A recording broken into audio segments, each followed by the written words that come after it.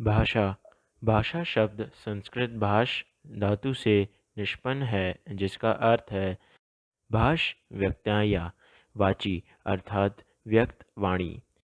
भाष्यते व्यक्तवाग रूपेण अभिव्यज्यते इति भाषा अर्थात भाषा उसे कहते हैं जो व्यक्त वाणी के रूप में अभिव्यक्त की जाती है। भारतीय तथा पाश्चात्य विद्वानों ने भाषा की परिभाषा निम्न गण से प्रस्तुत की है। भारतीय विद्वान एक व्यक्तावाची वर्णायेषा त इमे व्यक्तवाच अर्थात जो वाणी वर्णों में व्यक्त हो उसे भाषा कहते हैं। पतंजलि। दो भाषा वह साधन है जिसके द्वारा मनुष्य अपने विचार दूसरों पर भली भांति प्रकट कर सकता है और दूसरों के विचार आप स्पष्टतया समझ सकते हैं। कामता प्रसाद गुरु। तीन मनुष्य और मनुष्य के बीच वस्तुओं के विषय में अपनी इच्छा और मति का आदान प्रदान करने के लिए व्यक्त ध्वनि संकेतों का जो व्यवहार होता है उसे भाषा कहते हैं। डॉक्टर श्याम सुंदर दास। चार भाषा मनुष्यों की उस चेष्टा या व्यापार को कहते हैं जिससे मनुष्य अपने उच्चारण योगी शरीरावयवों से उच्चारण किए गए वर्णात्मक या व्यक्त शब्दों द्वारा अपने विचारों को प्रकट करते हैं। डॉक्टर मंगलदेव शास्त्री। पाँच जिन ध्वनि चिन्हों द्वारा मनुष्य परस्पर विचार विनिमय करता है उनको समष्टि रूप से भाषा कहते हैं। बाबूराम सक्सेना। 6 अर्थवान कठोद्गीर्ण ध्वनि समष्टि ही भाषा है। सुकुमार सेन। 7 भाषा निश्चित प्रयत्न के फलस्वरूप मनुष्य के मुख से निस्सृत वह सार्थक ध्वनि समष्टि है जिसका विश्लेषण और अध्ययन हो सके। डॉक्टर भोलानाथ तिवारी। 8 भाषा यादृच्छिक ऋण उच्चारित संकेत की वह प्रणाली है जिसके माध्यम से मनुष्य परस्पर विचार विनिमय सहयोग अथवा भावाभिव्यक्ति करते हैं। आचार्य देवेंद्र नाथ शर्मा। 9 ध्वन्यात्मक शब्दों द्वारा हदगत भावों तथा विचारों का प्रकटीकरण ही भाषा है। डॉक्टर पांडुरंग दामोदर गुणे। पाश्चात्य विद्वान। एक भाषा और कुछ नहीं है, केवल मानव की चतुर बुद्धि द्वारा आविष्कृत एक ऐसा उपाय है जिसकी मदद से हम अपने विचार सरलता और तत्परता से दूसरे पर प्रकट कर सकते हैं और जो चाहते हैं कि इसकी व्याख्या प्रकृति की उपज के रूप में नहीं बल्कि मनुष्य कृत पदार्थ के रूप में करना उचित है। Max Muller. 2 ध्वन्यात्मक शब्दों द्वारा विचारों का प्रकटीकरण ही भाषा है। Henry sweet. 3 भाषा उस स्पष्ट सीमित तथा सुसंगठित ध्वनि को कहते हैं जो अभिव्यंजना के लिए नियुक्त की जाती है। क्रोचे। 4 भाषा एक प्रकार का चिन्ह है। चिन्ह से तात्पर्य उन प्रतीकों से है जिनके द्वारा मनुष्य अपना विचार दूसरे पर प्रकट करता है। ये प्रतीक भी कई प्रकार के होते हैं जैसे नेत्रग्राह, क्षेत्रग्राह एवं स्पर्शग्राह। वस्तुतः भाषा की दृष्टि से श्रोत्रग्राह प्रतीक ही सर्वश्रेष्ठ है। वांद्रेय। 5 मनुष्य ध्वन्यात्मक शब्दों द्वारा अपना विचार प्रकट करता है। मानव मस्तिष्क वस्तुतः विचार प्रकट करने के लिए ऐसे शब्दों का निरंतर उपयोग करता है। इस प्रकार के कार्यकलाप को ही भाषा की संज्ञा दी जाती है। ओते यस्पर्सन।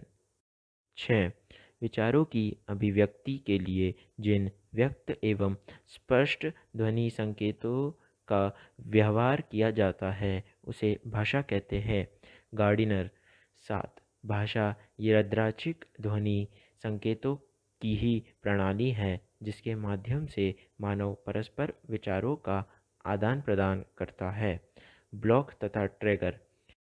8 भाषा यादृच्छिक ध्वनि संकेतों की वह पद्धति है जिसके द्वारा मानव समुदाय परस्पर सहयोग एवं विचार विनिमय करते हैं। श्रुतेवा भाषा की उत्पत्ति के प्रमुख सिद्धांत तथा उसके प्रवर्तक निम्नलिखित है। सिद्धांत एक, दिव्योत्पत्ति प्रवर्तक प्राचीन धर्म ग्रंथ। सिद्धांत दो, संकेत प्रवर्तक रूसो। सिद्धांत तीन, रणन प्रवर्तक प्लेटो, हेस एवं मैक्स मूलर। सिद्धांत चार, इंगित प्रवर्तक डॉक्टर राय। सिद्धांत पाँच, धातु प्रवर्तक हैज और मैक्स मूलर। सिद्धांत छः, श्रम ध्वनि प्रवर्तक नोयर। सिद्धांत सात, संपर्क प्रवर्तक जी रेवेज। सिद्धांत आठ, सामनव्य प्रवर्तक हेनरी स्वीट। सन 1867 ईस्वी में पेरिस में भाषा विज्ञान की एक समिति ला सोसाइटी द लिंग्विस्टिक ने अपने अधिनियम में निर्देश दिया कि भाषा की उत्पत्ति और विश्व भाषा निर्माण इन दो विषयों पर विचार नहीं किया जाएगा। भाषा की विशेषताएं एवं प्रवृत्तियां निम्नलिखित है। एक, भाषा सामाजिक संपत्ति है। दो, भाषा सततः प्रवहमान, सहज और नैसर्गिक होता है। तीन, भाषा अर्जित संपत्ति है। चार, भाषा परिवर्तनशील है। पाँच, भाषा भाव संप्रेषण का माध्यम है। छः, भाषा अर्जित संपत्ति है। सात, भाषा अनुकरण से सीखी जाती है। आठ, भाषा जटिलता से सरलता तथा संयोगात्मकता से वियोगात्मकता की ओर उन्मुख होती है। 9, भाषा परंपरागत वस्तु है। 10, प्रत्येक भाषा की संरचना पृथक होती है। भाषा विकास के प्रमुख चरण क्रमशः निम्न है। 1, आंगिक। 2, वाचिक। 3, लिखित। 4, यांत्रिक। भाषा के विभिन्न रूप होते हैं जो निम्न है। 1, मानक या परिनिष्ठक भाषा। 2, विभाषा, उपभाषा, प्रांतीय भाषा या बोली। 3, अपभाषा, अपभ्रष्ट भाषा या अमानक भाषा। 4, व्यक्ति बोली। 5, विशिष्ट भाषा। 6, कूट भाषा। 7, कृत्रिम भाषा। 8, राष्ट्रभाषा। विश्व की भाषाएं और वर्गीकरण। कुछ विद्वानों ने गणना करके विश्व की सभी भाषाओं की संख्या 2796 बताई है, किंतु कुछ विद्वानों का मानना है कि इसकी संख्या 3000 है। संसार की भाषाओं के दो प्रकार के वर्गीकरण हैं। एक, आकृति मूलक वर्गीकरण और दो, पारिवारिक वर्गीकरण। आकृति मूलक वर्गीकरण के रूपात्मक, रचनात्मक, व्यक्तिकरणिक, व्यक्त्यात्मक, पद्यात्मक, पदाश्रित के नाम से भी जाना जाता है। वाक्य रचना एवं रूप रचना को आधार मानकर जो वर्गीकरण किया जाता है उसे आकृति मूलक वर्गीकरण कहते हैं। विश्व की भाषाओं का आकृति मूलक वर्गीकरण सर्वप्रथम प्रोफेसर श्लेगल ने किया था। आकृति मूलक वर्गीकरण का वंशवृक्ष निम्न दर्ण से प्रस्तुत किया जा सकता है। भाषा के दो हिस्से, एक अयोगात्मक, दो योगात्मक। योगात्मक के तीन हिस्से, क अश्लिष्ट, ख शिष्ट, ग प्रशिष्ट। अश्लिष्ट के चार हिस्से, एक पूर्वयोगात्मक, दो मध्ययोगात्मक, तीन अंतयोगात्मक, चार पूर्वांत योगात्मक। शिल्ष के ये दो हिस्से, अंतर्मुख, दो बहुमुख। प्रशिष्ट के दो हिस्से, पूर्ण प्रशिष्ट, दो आंशिक प्रशिष्ट। आकृति मूलक भाषा की महत्वपूर्ण विशिष्टताएं एवं उदाहरण निम्नलिखित है। एक, आज्ञात्मक भाषा। इसमें प्रकृति और प्रत्यय या अर्थत्व और संबंधत्व का संयोग नहीं होता है। यह स्वतंत्र शब्दात्मक भाषा है। उदाहरण, चीनी तिब्बती बर्मी, सुदामी आदि। 2. योगात्मक भाषा। इसमें प्रकृति और प्रत्यय या अर्थत्व और संबंध तत्व का संयोग होता है। इसके दो भाग हैं। क अशिष्ट, यह प्रत्यय प्रधान भाषा है। उदाहरण तुर्की। इसके चार भाग हैं। एक पूर्व योगात्मक, इसमें प्रत्यय प्रकृति के पूर्व लगता है। उदाहरण काफिर, जूलू। 2. मध्य योगात्मक, इसमें प्रत्यय प्रकृति के बीच में लगता है। उदाहरण स्थाली। 3. अनियोगात्मक, इसमें प्रत्यय प्रकृति के अंत में जोड़ा जाता है। उदाहरण कन्नड़। 4. पूर्वात योगात्मक, इसमें प्रत्यय प्रकृति के पूर्व व अंत में जोड़ते हैं। उदाहरण मफोर। ख शिष्ट, इसमें प्रकृति और प्रत्यय घनिष्ठता से मिले होते हैं। अंतर्मुखी, इसमें प्रकृति व प्रत्यय बीच में घुलमिल जाते हैं। इसमें दो भाग हैं। अ संयोगात्मक, इसमें अलग से प्रत्यय नहीं लगाया जाता। उदाहरण अरबी। अ वियोगात्मक, इसमें अलग से प्रत्यय लगाया जाता है। उदाहरण हिब्रू। 2. बहुमुखी, इसमें प्रत्यय प्रकृति के अंत में या बाद में लगाते हैं। इसमें दो भाग हैं। अ संयोगात्मक, इसमें प्रत्यय प्रकृति के साथ जुड़ा होता है। उदाहरण संस्कृत। ब वियोगात्मक, इसमें प्रत्यय प्रकृति से अलग लगाया जाता है। उदाहरण हिंदी, अंग्रेजी, बंगला। ग प्रशिष्ट, यह समास प्रधान भाषा है। इसमें दो भाग हैं। एक पूर्ण प्रशिष्ट, यह पूर्ण समास प्रधान भाषा है। उदाहरण चेरोफी। 2. आंशिक प्रशिष्ट, यह अंशतः समास प्रधान भाषा है। उदाहरण बास्क। पारिवारिक वर्गीकरण को वंशात्मक, वंशानुक्रमिक, कुलात्मक या ऐतिहासिक वर्गीकरण भी कहते हैं। पारिवारिक वर्गीकरण में रचना, तत्व और अर्थत्व दोनों का ध्यान रखा जाता है। पारिवारिक वर्गीकरण में भाषा के इतिहास को आधार बनाया जाता है। पारिवारिक वर्गीकरण के लिए महत्वपूर्ण आधार निम्न हैं। 1. पद रचना। 2. वाक्य रचना। 3. ध्वनि। 4. अर्थ। 5. शब्द और 6. स्थानिक समीपता। विश्व की भाषाओं के परिवारों की संख्या के संबंध में विद्वानों ने मतभेद है। विल्हेल्म फॉन हुल्महोल्ट और भोलेनाथ तिवारी ने इसकी संख्या 13 मानी है। फ्रीड्रिश म्यूलर ने इसकी संख्या 100 मानी है।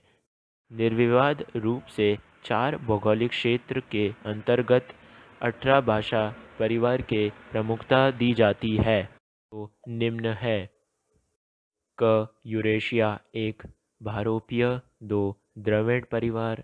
3. काकशेय परिवार। 4. बुरुशास्की। 5. उराल अल्ताई परिवार। 6. चीनी परिवार। 7. जापानी कोरियाई परिवार। 8. अत्युतारी परिवार। 9. बास्क परिवार। 10. सामी हामी परिवार। ख अफ्रीका भूखंड। 1. सूदानी परिवार। 2. बंटू परिवार। 3.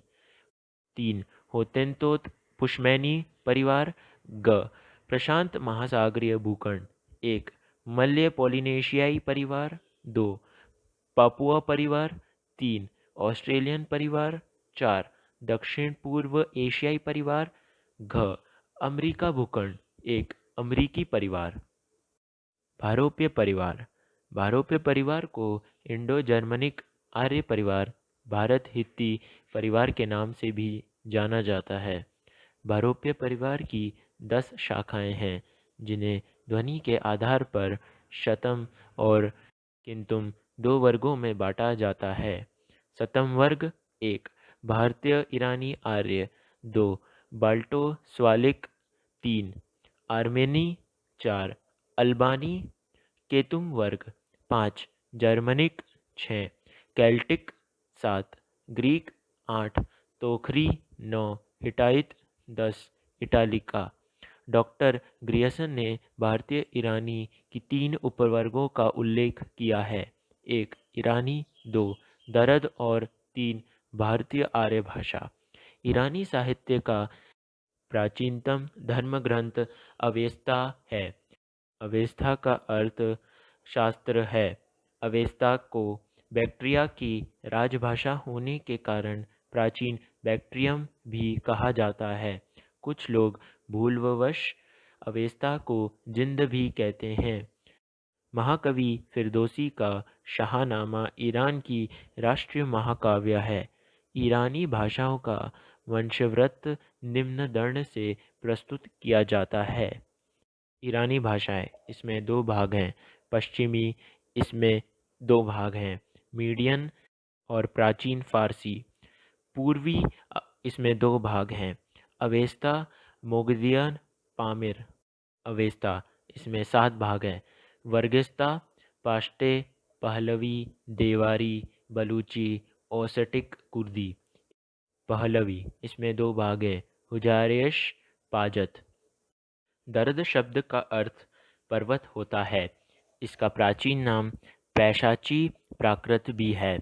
दरद भाषाओं का क्षेत्र पामेर और पश्चिमोत्तर पंजाब है।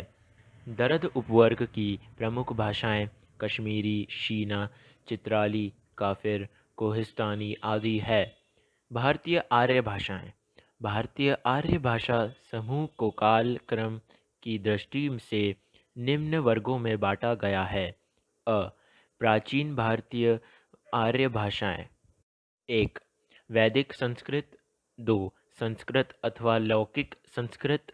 ब मध्यकालीन आर्य भाषा। 1. पाली। 2. प्राकृत। 3.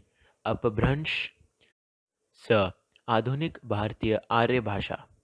अ प्राचीन भारतीय आर्य भाषा। 1. वैदिक संस्कृत। प्राचीन भारतीय आर्य भाषा का प्राचीनतम नमूना वैदिक साहित्य में दिखाई देता है। वैदिक साहित्य का सृजन वैदिक संस्कृत में हुआ है। वैदिक संस्कृत को वैदिकी, वैदिक, छंदस, छनादस आदि भी कहा जाता है।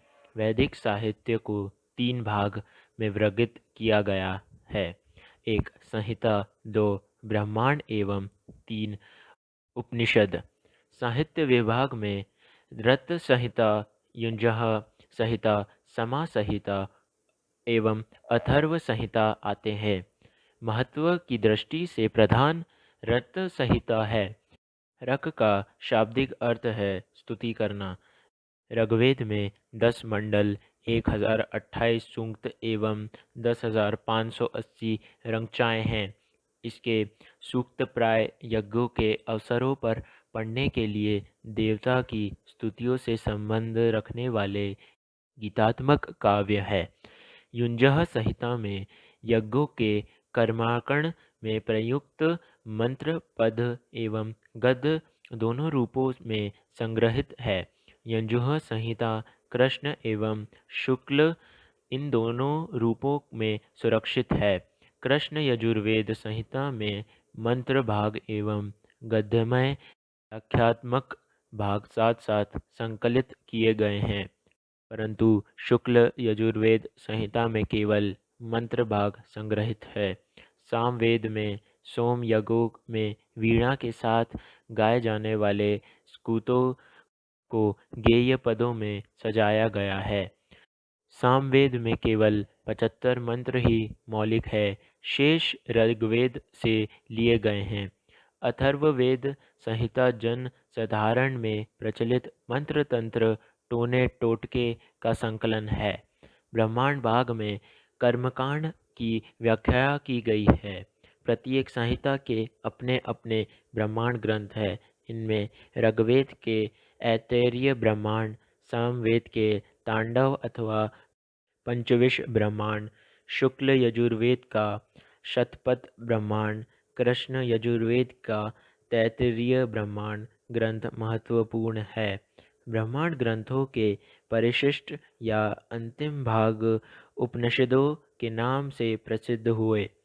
इनमें वैदिक मनीषियों के आध्यात्मिक एवं परिमार्थिक चिंतन को दर्शाया गया है। उपनिषदों की संख्या 108 बताई गई है, किंतु 12 उपनिषद ही मुख्य है। 1 ईश, 2 केन, 3 कठ, 4 प्रश्न, 5 ब्रह्मद्राणिक, 6 ऐतरेय, 7 छांदोग्य, 8 तैत्तरीय, 9 मुंडक, 10 मांडुक्य, 11 कौष्टकी, 12 श्वेताश्वेतर उपनिषद। वैदिक संस्कृत ध्वनियाँ: doctor Dhirendra Verma, doctor Uday Narayan Tiwari, doctor Kapil Dev Dwivedi प्रभृति विद्वानों ने वैदिक ध्वनियों की संख्या 52 मानी है, जिसमें 13 स्वर तथा 39 व्यंजन है। डॉक्टर हरदेव बिहारी ने वैदिक स्वरों की संख्या 14 मानी है। वैदिक संस्कृत की विशेषताएं: 1 वैदिक संस्कृत शिष्ट योगात्मक है। 2 वैदिक संस्कृत में संगीतात्मक एवं बलात्मक दोनों ही स्वराघत मौजूद है। 3 वैदिक संस्कृत में 3 लिंग, पुल्लिंग, स्त्रीलिंग एवं नपुंसकलिंग, 3 वचन, एक वचन, द्विवचन एवं बहुवचन, 3 वाच्य, कृतवाच्य, कर्मवाच्य एवं भाववाच्य एवं 8 अभिव्यक्ति, कर्ता, संबोधन, कर्म, करण, संप्रदान, अपदान, संबंध, अधिकरण का प्रयोग मिलता है। 4 वैदिक संस्कृत में धातुओं के रूप आत्मने एवं परस्मय 2 पदों में चलते थे। कुछ एक धातुएं उभयपदी थी। 5 डॉक्टर भोलानाथ तिवारी के अनुसार वैदिक संस्कृत में केवल तत्पुरुष, कर्मधारय, बहुव्रीहि एवं द्वंद्व ये 4 ही समास मिलते हैं। 6 वैदिक संस्कृत में काल एवं भाव मिलकर क्रिया के 10 प्रकार के रूपों का प्रयोग मिलता है। 4 काल: 1 लट, 2 लिट, 3 लड, 4 लुड। 6 भाव: 1 लोट, 2 विधिलिड, 3 अर्शलिड, 4 रड, 5 लेट और 6 लेड। क्रिया के 10 काल हैं और भाव भेद को ही लाकर कहते हैं। 7 वैदिक संस्कृत में विकरण की भिन्नता के अनुसार धातुओं को 10 गणों में विभक्त किया गया था। 2 लौकिक संस्कृत: प्राचीन भारतीय आर्य भाषा का वह रूप जिसका पाणिनि की अष्टाध्यायी में विवेचन किया गया है, वह लौकिक संस्कृत कहलाता है। संस्कृत में 48 ध्वनियाँ ही शेष रह गई।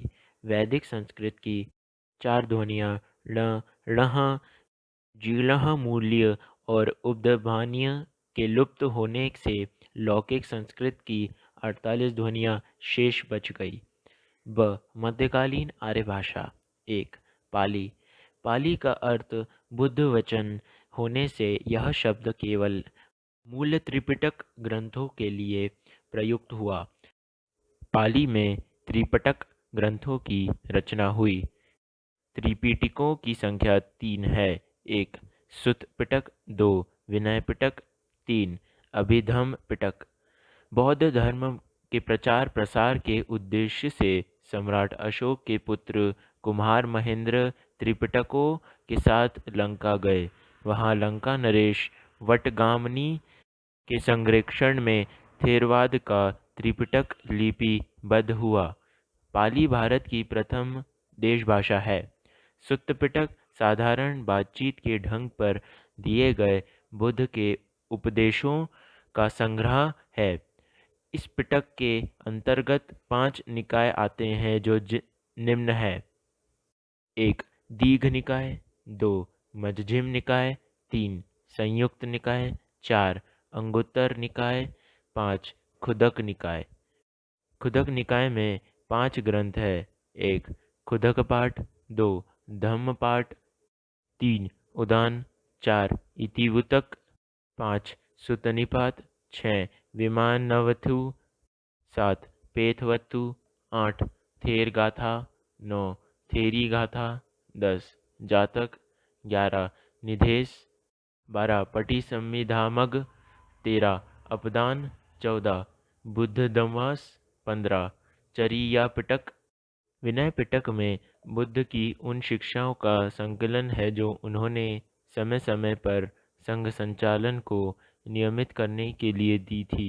विनय पिटक में निम्नलिखित ग्रंथ है: 1 महावग्ग, 2 चुल्लवग्ग, 3 पच्चीचित्य, 4 पराजिक, 5 परिवार। अभिधम्म पिटक में चित्त चैतसिक आदि धर्मों का विशद विश्लेषण किया गया है। सुत्त पिटक के उपदृष्टि सिद्धांतों के आधार पर ही वस्तुतः अभिधम्म पिटक का विकास हुआ है।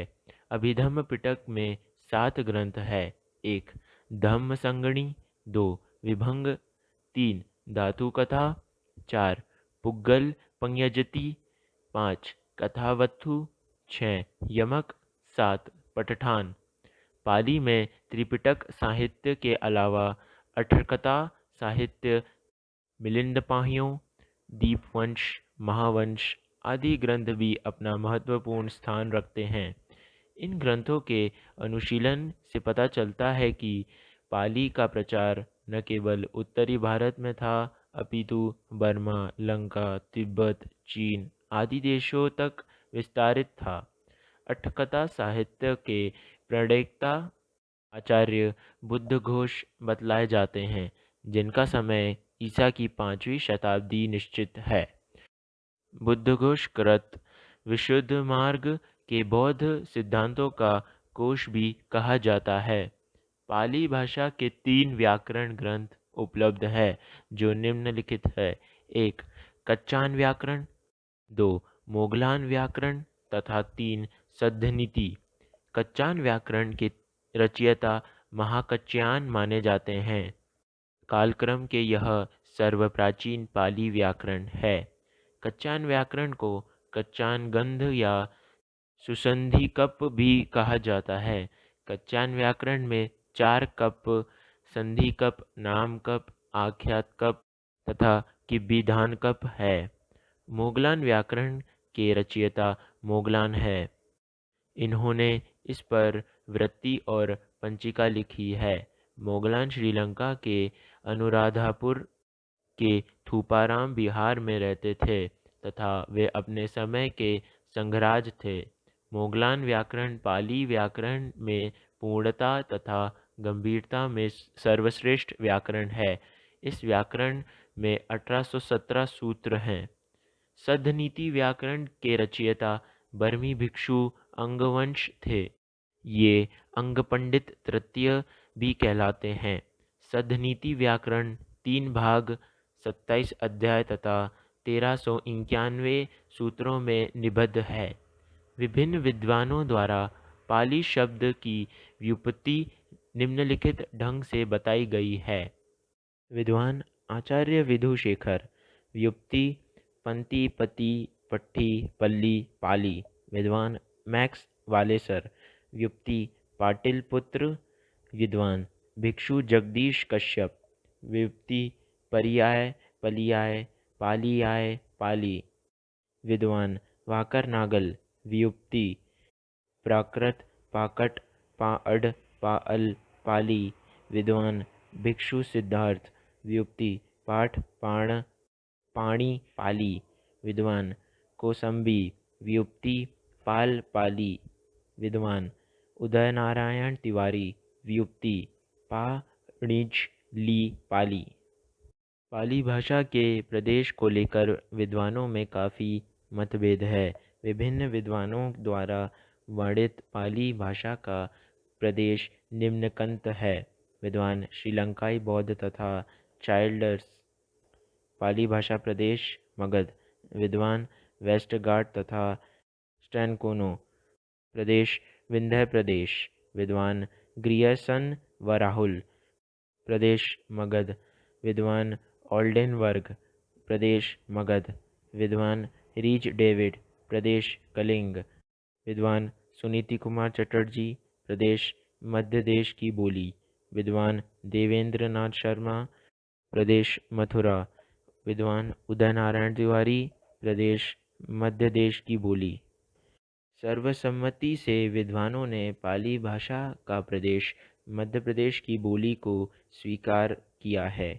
पाली की वर्ण संगठना या ध्वनियाँ पाली के प्रसिद्ध व्याकरण कच्यान के अनुसार पाली में 41 ध्वनियाँ होती है।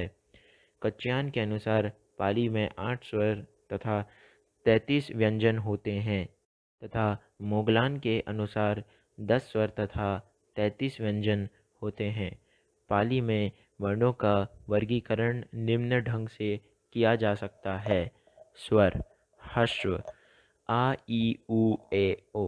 दीर्घ: आ ई उ ए ओ। व्यंजन: क वर्ग: क ख ग घ ड। च वर्ग: च छ ज झ ञ। ट वर्ग: ट ठ ड ढ ण। त वर्ग: त थ द ध म न। प वर्ग: प फ ब भ म। य र ल व स ह य अ। पाली भाषा की महत्वपूर्ण विशेषताएं निम्नलिखित है। 1. अनुसार अ। पाली में स्वतंत्र ध्वनि है जिसे पाली व्याकरण ने निगहित नाम से अभिहित किया है। 2. टर्नर के अनुसार पाली में वैदिक की भांति ही संगीतात्मक एवं बलात्मक दोनों स्वराघात थी। ग्रियर्सन तथा भोलानाथ तिवारी पाली में बलात्मक स्वराघात मानते हैं, जबकि जूल ब्लॉक किसी भी स्वराघात को नहीं स्वीकार करते। 3. पाली में 3 लिंग, तिन्यवाच्य तथा 2 वचन का प्रयोग मिलता है। पाली में दिव्य वचन नहीं होता। 4. पाली हलंत रहित 6 कारक 8 लकार तथा 8 गणयुक्त भाषा है।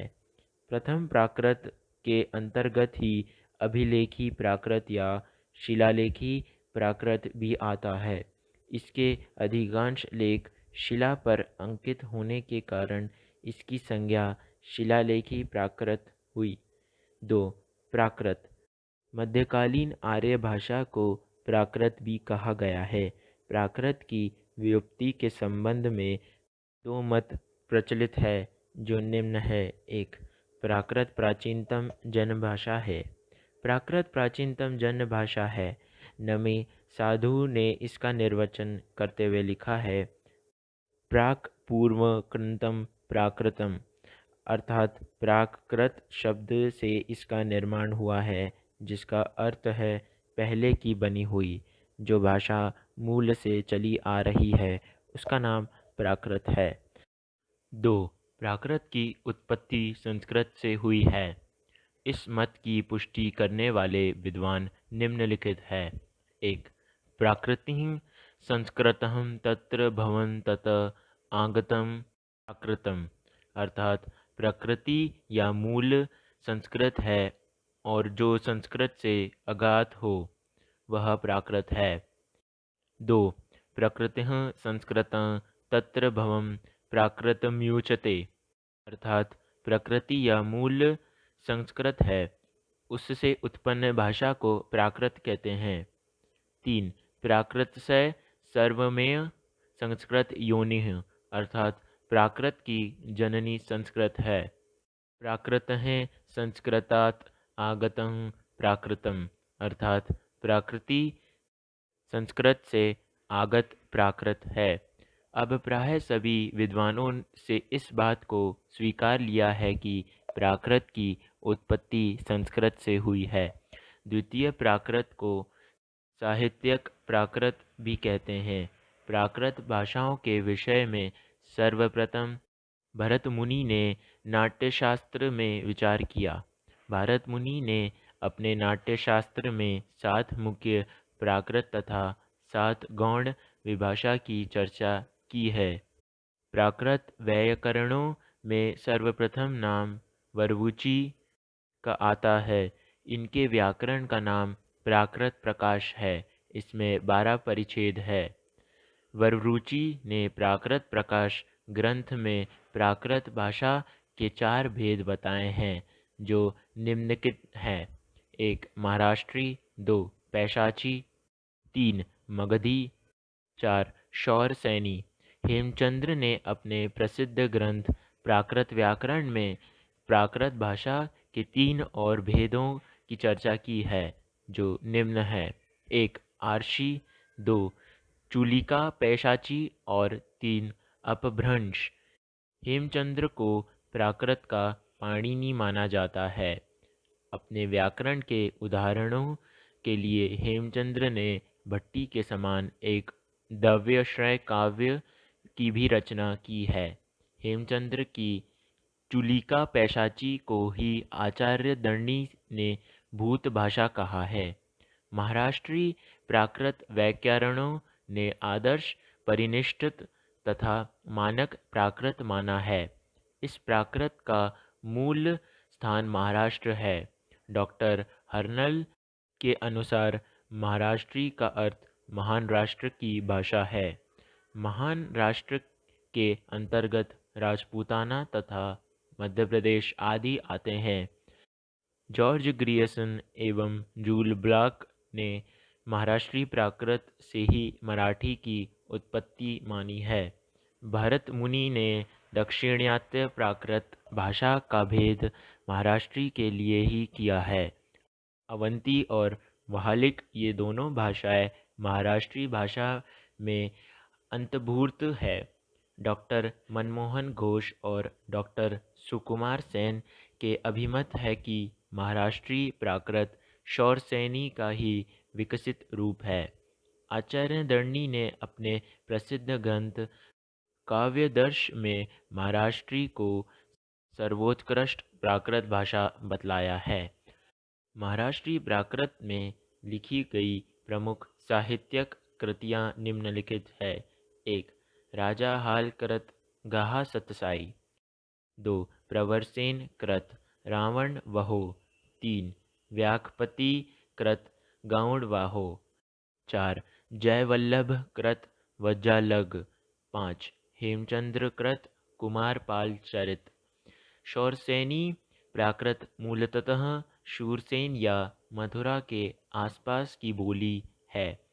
मध्य देश की बोली होने के कारण शौरसेनी का बहुत आदर था। डॉक्टर पिशेल के अनुसार इसका विकास दक्षिण में हुआ। शौरसेनी मूलतः नाटकों के गद्य की भाषा थी। आचार्य भरत मुनि ने लिखा भी शौरसेनम शमिस्त्र भाषा कार्यतु नाटके। विद्वानों ने शौरसेनी प्राकृत का आधार भिन्न भिन्न बताया है, जो निम्नलिखित है।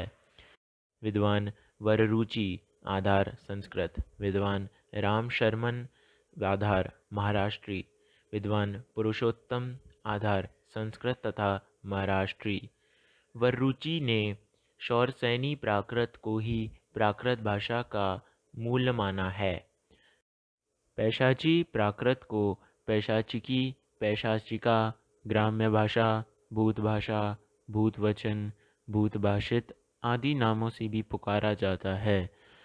जॉर्ज ग्रियर्सन ने पैशाची भाषा भाषी लोगों का आदिम वासन स्थान उत्तर पश्चिम पंजाब अथवा अफगानिस्तान को माना है तथा इसे दर्द से प्रभावित बताया।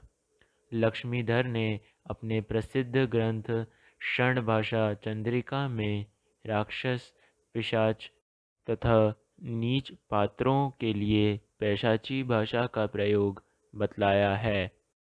मार्कंडेय ने प्राकृत सर्वस्व में कैकय पैशाची, शोरसेन पैशाची और पंडचाल पैशाची इन 3 प्रकार की पैशाची भाषाओं का 3 देशों के आधार पर नामकरण किया है। मगधी प्राकृत मगध देश की भाषा रही है। मार्कंडेय ने शौरसेनी से मागधी की व्युत्पत्ति बताई है। मागधी के शाकारी, चंडाली और शाबरी ये 3 प्रकार मिलते हैं। मागधी प्राकृत का प्राचीनतम रूप अश्वघोष के नाटकों में मिलता है। भरत मुनि के अनुसार मागधी अंतःपुर के नौकरों, अश्वपालों आदि की भाषा थी। अर्धमागधी प्राकृत के संबंध में जॉर्ज ग्रियर्सन ने बताया कि यह मध्य देश और मगध मध्यवर्ती देश की भाषा थी। श्री जिंदा सगर्णी मत्तर ने अपने प्रसिद्ध ग्रंथ निशीथ चूड़ी में अर्धमागधी को मध्य देश के अर्ध प्रदेश की भाषा में निबद्ध होने के कारण अर्धमागध कहा है। अर्धमागधी का प्रयोग मुख्यतः जैन साहित्य में हुआ है। भगवान महावीर का संपूर्ण धर्मोपदेश इसी भाषा में निबद्ध है। जैनियों ने अर्धमागधी को आर्ष आर्षी ऋषि भाषा या आदि भाषा नाम से अभिहित किया है।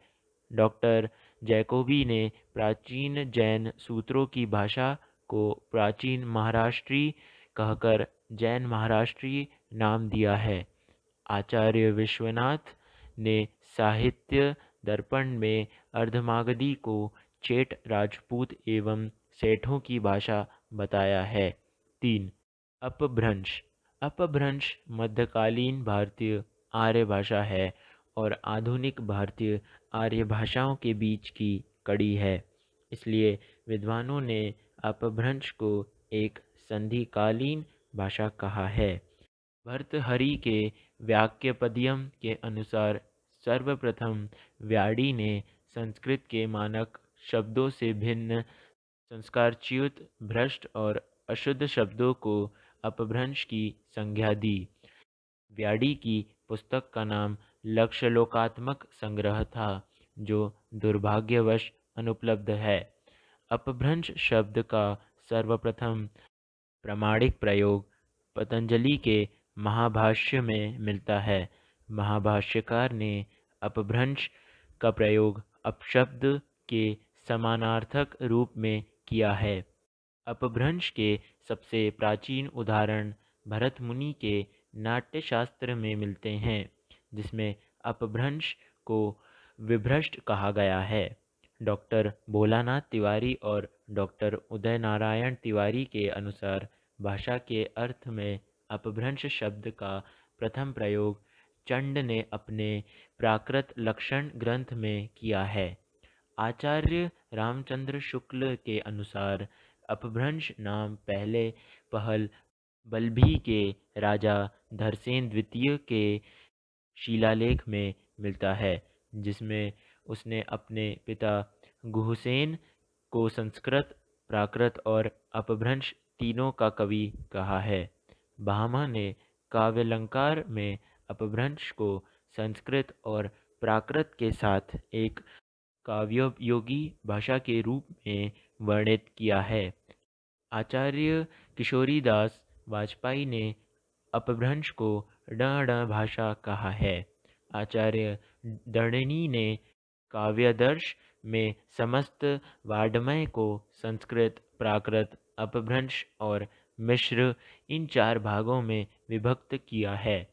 आचार्य दर्शनी ने काव्यादर्श में अपभ्रंश को आभिर भी कहा है। अपभ्रंश को विद्वानों ने विभ्रष्ट, आभिर, अहमहस, अहवहट, पटमंजरी, अवहत, ओहट, अवहट आदि नामों से भी पुकारा है। विभिन्न विद्वानों ने अपभ्रंश के निम्नलिखित भेद बताए हैं। विद्वान नमी साधु भेद उपनागर, आभिर, ग्राम्य। विद्वान मार्कणेय भेद नागर, उपनागर, व्राचड़। विद्वान याकोबी भेद पूर्वी, पश्चिमी, दक्षिणी, उत्तरी। विद्वान तागरे भेद पूर्वी, पश्चिमी, दक्षिणी। विद्वान नमवार सिंह भेद पूर्वी और पश्चिमी। डॉक्टर सुनीता कुमार चटर्जी ने अपभ्रंश को भारतीय आर्य भाषा के विकास की एक स्थिति माना है। इनके अनुसार 6वीं से 11वीं शती तक प्रत्येक प्राकृत का अपना अपभ्रंश रूप रहा होगा। जैसे मागधी प्राकृत के बाद मागधी अपभ्रंश, अर्धमागधी प्राकृत के बाद अर्धमागधी अपभ्रंश, शौरसेनी प्राकृत के बाद शौरसेनी अपभ्रंश एवं महाराष्ट्री प्राकृत के बाद महाराष्ट्री अपभ्रंश आदि। अपभ्रंश की ध्वनियाँ। डॉक्टर उदय नारायण तिवारी ने अपभ्रंश की ध्वनियों का वर्गीकरण निम्न ढंग से किया है। स्वर: ह्रस्व अ, आ, ई, उ, ए, ओ। दीर्घ: आ, ई, उ, ए, ओ। व्यंजन: कठिनीय: क, ख, ग, घ, ध। तालव्य: च, छ, ज, झ। मूर्धन्य: ट, ठ, ड, ढ, ड। दंत्य: त, थ, द, ध। औषट्य: प, फ, ब, भ, म। अंतस्थ्य: य, र, ल, व। ऊष्म: स, ह। अपभ्रंश भाषा की महत्वपूर्ण विशेषताएं निम्नलिखित है। अपभ्रंश भाषा को उकार बहुला भाषा कहा गया है। अपभ्रंश वियोगात्मक हो रही थी, अर्थात अपभ्रंश में विभक्तियों के स्थान पर स्वतंत्र परसर्गों का प्रयोग होने लगा था। अपभ्रंश में दो वचन और दो ही लिंग मिलते हैं। अवहट अपभ्रंश का ही परिवर्ती या परिवर्तित रूप है। डॉक्टर सुनीति कुमार चटर्जी ने अपभ्रंश और आधुनिक भारतीय आर्य भाषाओं के बीच की कड़ी को अवहट कहा है।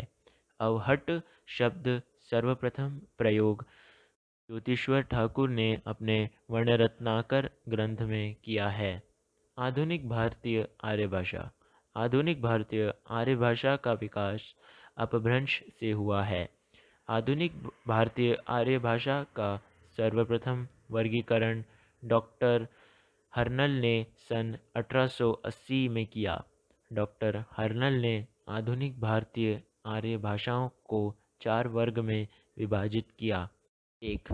पूर्वी गौड़ियन, पूर्वी हिंदी, बंगला, असमी, उड़िया। 2. पश्चिमी गौड़ियन, पश्चिमी हिंदी, राजस्थानी, गुजराती, सिंधी, पंजाबी। 3. उत्तरी गौड़ियन, गढ़वाली, नेपाली, पहाड़ी। 4. दक्षिणी गौड़ियन, मराठी। डॉक्टर हर्नल के अनुसार जो आर्य मध्य देश अथवा केंद्र में थे भीतरी आर्य कहलाए, और जो चारों ओर फैले हुए थे बाहरी आर्य कहलाए। डॉक्टर जॉर्ज ग्रियर्सन ने अपना पहला वर्गीकरण निम्नलिखित ढंग से प्रस्तुत किया है। 1. बाहरी उपशाखा क उत्तरी पश्चिमी समुदाय। 1. लहदा। 2. सिंधी। ख दक्षिणी समुदाय। 1. मराठी। ग पूर्वी समुदाय। उड़िया, बिहारी, बंगला, असमिया। 2. मध्य उपशाखा मध्यवर्ती समुदाय, पूर्वी हिंदी। 3. भीतरी उपशाखा केंद्रीय समुदाय, पश्चिमी हिंदी, पंजाबी, गुजराती, बिरनी, खानदेशी, राजस्थानी। ख पहाड़ी समुदाय, पूर्वी पहाड़ी अथवा नेपाली, मध्य या केंद्रीय पहाड़ी, पश्चिमी पहाड़ी। डॉक्टर सुनीति कुमार चटर्जी ने ग्रियर्सन के वर्गीकरण की आलोचना ध्वनिगत एवं व्याकरणगत आधारों पर करते हुए अपना वैज्ञानिक वर्गीकरण निम्न वर्गों में प्रस्तुत किया। 1. उद्देश्य: सिंधी, लहंदा, पंजाबी। 2. प्रतीच्य: राजस्थानी, गुजराती। 3. मध्य देशीय, पश्चिमी हिंदी। 4. प्राच्य: पूर्वी हिंदी, बिहारी, उड़िया, असमिया, बंगला। 5. दक्षिणात्य मराठी। डॉक्टर धीरेन्द्र वर्मा ने डॉक्टर चटर्जी के वर्गीकरण में सुधार करते हुए अपना निम्नलिखित वर्गीकरण प्रस्तुत किया। 1. उद्देश्य: सिंधी, लहंदा, पंजाबी। 2. प्रतीच्य: गुजराती। 3. मध्य देशीय, राजस्थानी, पश्चिमी हिंदी, पूर्वी हिंदी, बिहारी। 4. प्राच्य: उड़िया, असमिया, बंगला। 5. दक्षिणात्य मराठी। श्री सीताराम चतुर्वेदी ने संबंध सूचक परसर्गों के अनुसार पर अपना वर्गीकरण प्रस्तुत किया है, जो निम्न है। का हिंदी, पहाड़ी, जयपुरी, भोजपुरी। दा पंजाबी, लहंदा। जो सिंधी, कच्छी। 9. गुजराती, एर, बंगला, उड़िया, असमिया। भोलानाथ तिवारी ने क्षेत्र तथा संबंध अपभ्रंशों के आधार पर अपना वर्गीकरण निम्न ढंग से प्रस्तुत किया है। 1. शौरसैनी, पश्चिमी हिंदी, राजस्थानी, पहाड़ी, गुजराती। 2. मागधी, बिहारी, बंगला, उड़िया, असमिया। 3. अर्धमागधी, पूर्वी हिंदी। 4. महाराष्ट्री, मराठी। 5. व्राच्य पैशाची, सिंधी, लहंदा, पंजाबी। डॉक्टर हरदेव बिहारी ने आधुनिक आर्य भाषाओं का वर्गीकरण इस प्रकार किया है। 1. उत्तरी, मध्य पहाड़ी, राजस्थानी, पश्चिमी, हिंदी, पूर्वी हिंदी, बिहारी। 2. दक्षिणी, सिंहली, मराठी। 3. पूर्वी, उड़िया, बंगला, असमिया। प्रमुख आधुनिक भारतीय आर्य भाषाओं की विशेषताएं। सिंधी शब्द का संबंध संस्कृत सिंधु से है। सिंधु देश में सिंधु नदी के दोनों किनारों पर सिंधी भाषा बोली जाती है। सिंधी की मुख्यतः 5 बोलियां विचोली, सिराइकी, थरेली, लासी, लाड़ी है। सिंधी की अपनी लिपि का नाम लंडा है, किंतु यह गुरुमुखी तथा फारसी लिपि में भी लिखी जाती है। लहंदा का शब्दगत अर्थ है पश्चिमी। इसके अन्य नाम पश्चिमी, पंजाबी, हिंदकी, जटकी, मुल्तानी, चिभाली, पेठवारी आदि है। लहंदा की भी सिंधी की भांति अपनी लिपि लंडा है, जो कश्मीर में प्रचलित शारदा लिपि की है एक उपशाखा है। पंजाबी शब्द पंजाब से बना है, जिसका अर्थ है 5 नदियों का देश। पंजाबी की अपनी लिपि लंडा थी, जिसमें सुधार कर गुरु अंगद ने गुरुमुखी लिपि बनाई। पंजाबी की मुख्य बोलियां माझी, डोगरी, दुआबी, राठी आदि है। गुजराती, गुजरात प्रदेश की भाषा है। गुजरात का संबंध गुर्जर जाति से है। गुजराती की अपनी लिपि है, जो गुजराती नाम से प्रसिद्ध है। वस्तुतः गुजराती कैथी से मिलती जुलती लिपि में भी लिखी जाती है। इसमें शिरोरेखा नहीं लगती। मराठी महाराष्ट्र प्रदेश की भाषा है। इसकी प्रमुख बोलियां कोंकणी, नागपुरी, कोष्टी, महारी आदि है।